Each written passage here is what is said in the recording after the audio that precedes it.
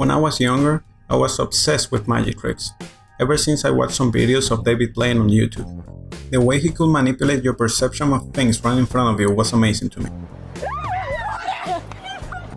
I always liked his trick magic approach. He used everyday objects and performed unbelievable feats.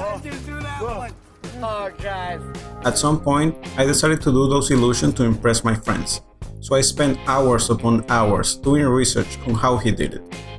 I ended up learning how he did a lot of his most famous tricks.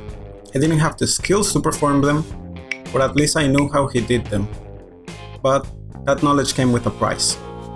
From then on, every time I watched someone perform a magic trick and I knew how he did it, I couldn't help but to dissect it. And if I didn't know how he did it, I got frustrated. It ruined the experience for me. And that habit transferred to other areas too.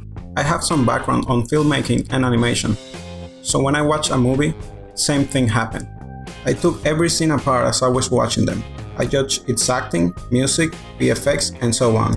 And before I knew it, the movie is over and I couldn't look past the fact that there was a continuity error in the second act. It was really annoying, but I felt good about it, because I consider myself smart for knowing all of this, and thought less of other people who could just ignore the errors and enjoy the movie. The real problem came when I started doing the same thing with myself when I got depressed. Before I continue, I want to clarify that I'm referring to depression as an emotional state, not as a mental disorder, for which I have not enough knowledge of to give any sort of advice.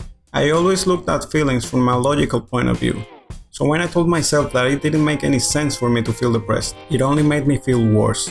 I understood why I was feeling bad, but I didn't have any energy to do something about it, which made me feel disappointed in myself, and that fueled the negative feelings I already had. It was a vicious cycle. It always took the intervention of a third party for me to snap out of it, be it a friend or a family member that went out of his way to help me out, or a movie, or a book, or a song that I could relate to, or just a random thing that happens and makes me reconsider my life at the time. I didn't like the fact that I couldn't control it, but with feelings, I think that's the point. If we could control them, they wouldn't be worth having. Coming to that realization, I started to see things in a different light. Yeah, I might know how that guy did that illusion, but I can still enjoy the show he put so much effort in doing. And I learned to enjoy flawed but entertaining movies. Some people call it turning your brain off, but I like to look at it as enjoying things for what they are. Do you have difficulties enjoying stuff when you know how it's done?